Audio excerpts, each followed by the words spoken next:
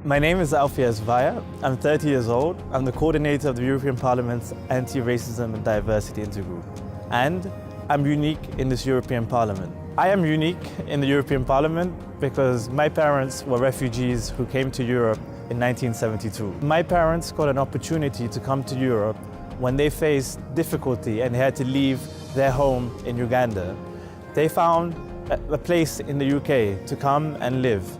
And for me, it's important because right now we're seeing a Europe in crisis, and we need to ensure that it's a Europe of hope, of opportunity, a Europe where everyone can thrive, just like my parents did, and eventually have their son or their daughter or anyone else working in the European Parliament. On 26 May, you can make a difference. If we want true representation and we want everyone's voice to be heard, whether you're a migrant, a minority, a person who's LGBTI, a person with disabilities, or a person who wants to bring change, then vote and get out the vote. If you want to make a difference, then go to yourvotematters.eu.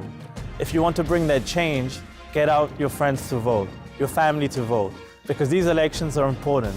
This is where we can have our voice heard. We can really have a Europe that's united in diversity.